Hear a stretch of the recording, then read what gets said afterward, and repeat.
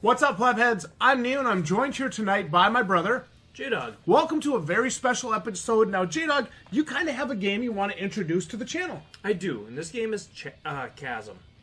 And it just came out here for PS4 and PC July 31st. So it's a relatively new game. And, you know, there's a lot of differing opinions that I'm seeing out there. I'm seeing anything from 6 out of 10s to 9 out of 10s on this game. So looks like we have the traditional 2D, maybe Castlevania style, almost, Jdog? Very old school Castlevania style. So you have a 2D pixel art style. This is made by BitKid. $20 price point. So not bad. No, kind of what your typical, you know, indie game is going for. Yeah. Now, the truth is, it falls somewhere in between 6 out of 10 and 9 out of 10. It's neither of those scores, right? It's not the low end, and it's not a 9, right? But I am leaning towards the higher range, maybe in the 8 out of 10 to 8.5 out of 10. There is a lot of things that I really like about this game. There's a few things that hold it back, and I want to get into those here in a bit. But I do want to talk about what I like so far. So this game has a very methodical pace to it. And I want to be clear about that for people that are thinking about maybe picking this up or trying it out. This is not a game where you can just basically sit there and hack repeatedly. So each attack really has like a cadence to it. So it won't be as much like a game like Dead Cells. No, the combat is not as fast-paced as Dead Cells, and it's also not a roguelike at all. The map is procedurally generated when you start a new game, but that map is constant no matter how many times you die in that game. Interesting. So that is, you know, again, it doesn't change every time you die. Okay. And there is a permadeath mode that you can play, but on just like a normal mode or something, it is not permadeath, right? You get to start back at a save point.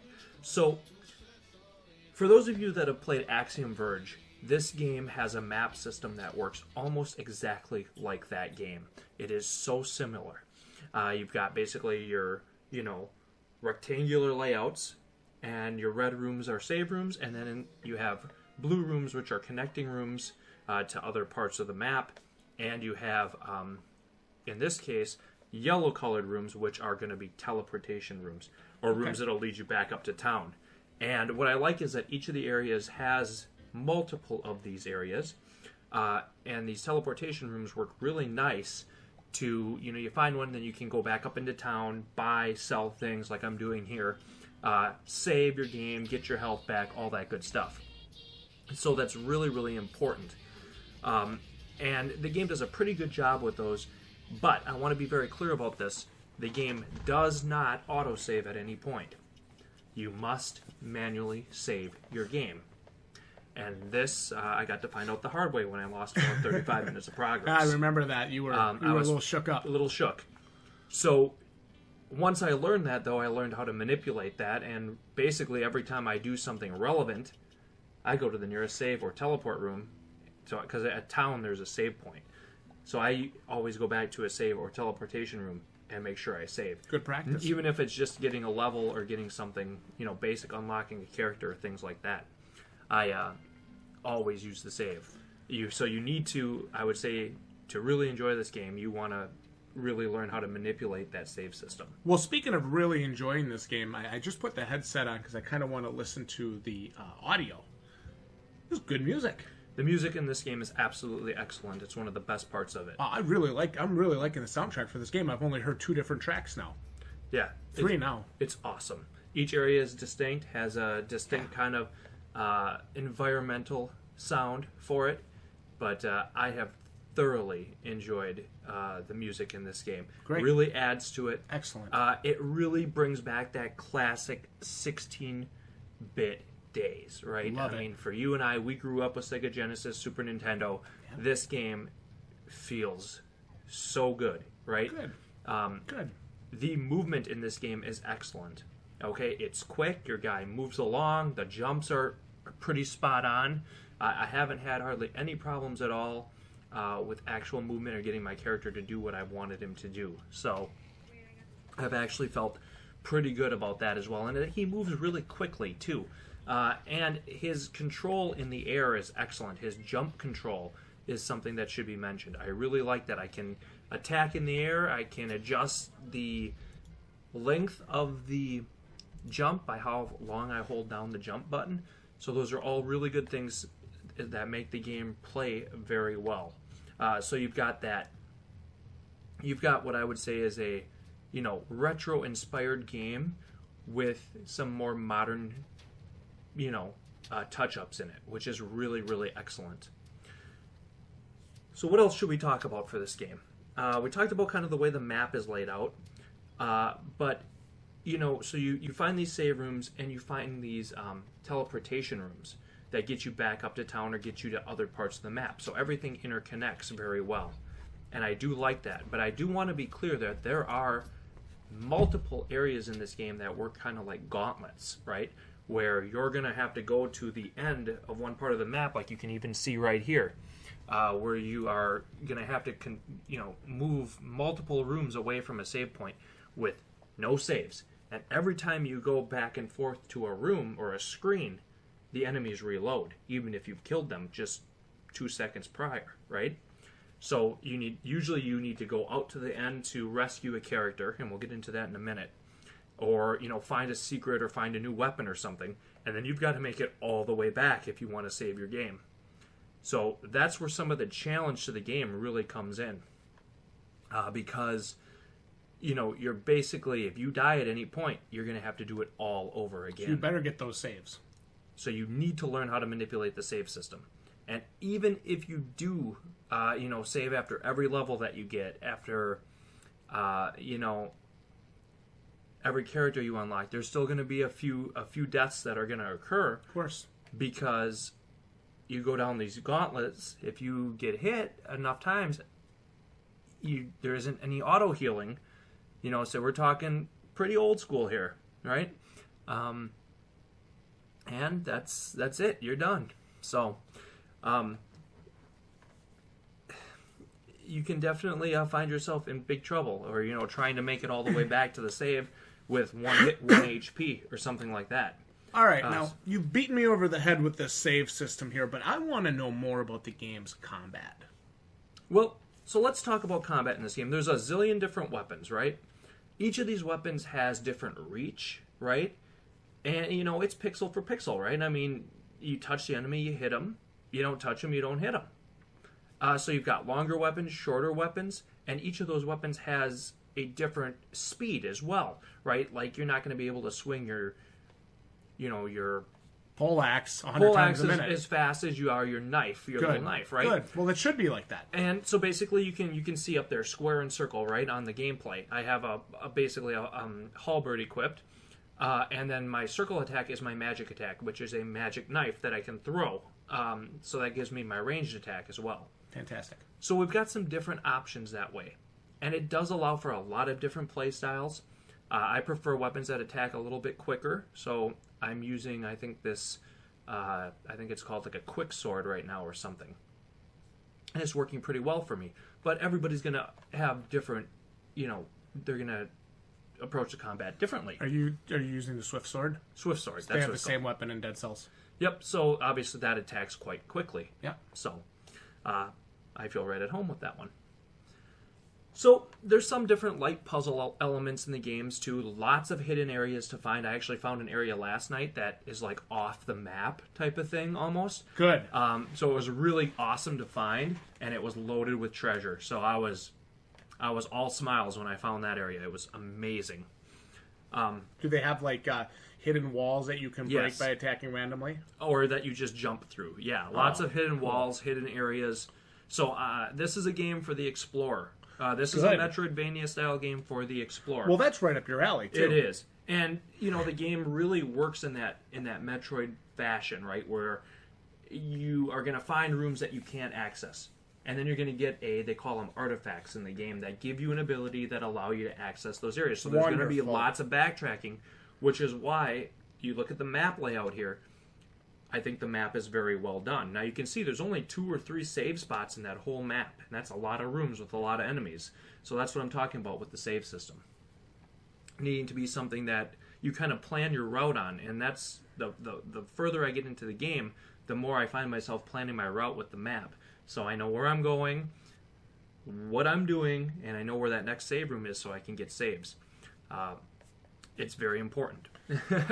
So, Jdog, let me ask you this. If you know, our subscribers are seeing this, our plebheads are seeing this, what kind of gamer would you recommend this game to? Old school 2D, first off, obviously. Well, you look at the graphics, you either like them or you don't, right? Yeah. I mean, that's the way pixel art is. I think this is very, very well done. I play on a 65-inch TV. It scales perfectly. I love the graphics. Good. I really do. Good, very good. So obviously, your mileage is going to vary. You guys can check out the gameplay here and see if you're going to like it. So, if you're a Metroidvania fan, I highly recommend this. I really, really do. One of the neat things that is included in this game is throughout the different levels, there's these townsfolk that are captured, right? Mm-hmm. And they're in cages. And you saw earlier in the video where I unlocked one of them. So when you free them and you go back to town, they're back in town. Cool. And they can provide you services. And one of the really cool things that this game does is each of these townsfolk have a different little side quest for you to do. Nice. Kind of like, it reminds me of old school Zelda, where when you talk to the NPCs in Zelda, they'd give you like some random little quest to do. There's a ton of that in this game, and I love it. Absolutely love it. It's one of the coolest parts of it. So obviously I love trying to find these different things for all these characters, because it gives you a reason to explore rooms that you might otherwise not need to explore or care to explore. So I really enjoy that part of it. So where do I take some points off for the game? Number one, I think the save system is a little unforgiving, right? You beat a boss, doesn't save. You better go back to that save and make sure you get the save before you venture forward, just in case you fuck up, all right? Because you're going to have to beat his ass again otherwise. And some of these bosses are pretty challenging. But could the same thing be said, learn from your mistakes? Maybe you make that mistake one time and you die and you have to do it a second time. Learn from your mistakes and evolve as a player. Maybe Sure. Don't look so much for the game to hold your hand. Oh, this doesn't hold your hand. Believe me. Okay. I do feel that a save system in a game shouldn't be a detriment to the game. That's kind of how I feel. Fair enough. I do, when I go do a bunch of work and save a character, it doesn't have to save every time I kill an enemy or get a level or anything like that. But I'd like it to save when I beat a boss and when I free a character. Good. Those are two places I think it should save for you. And I think that's fair. And it doesn't unless you go manually save. So that's one little disappointment for me. So that's really one of the things I think holds the game back from really being special. And the other thing, one of the major selling points or marketing points for this game when it was being talked about was that the map is procedurally generated each time you start a new game, right? Now again, I want to be clear, that doesn't mean it's procedurally generated every time you die. Every time you start a new game, parts of the map, I should say, are procedurally generated or different. Yep. This was a major selling point or a major marketing point. But to me, it's irrelevant. Because I'm probably not playing this more than once, right? So I think there's going to be some replayability here. If you really want to play through this game more than one or two times, or if you want to try to speedrun it, maybe. But I'm thinking I'm going to play through this. I'm going to try to do everything I can. But I'm not going to have to play it again, right? Fair enough. So I guess for me, I don't understand the choice of procedural generation in the game from a design perspective. It doesn't make a lot of sense to me. I'd rather they had put that effort into creating another area or more secrets or more weapons or more enemies, right?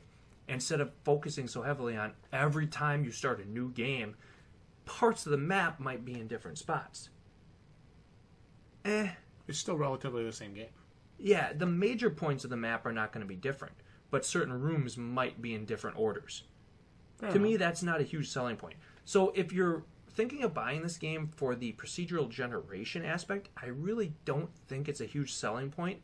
And I would caution you on buying the game for that and that alone.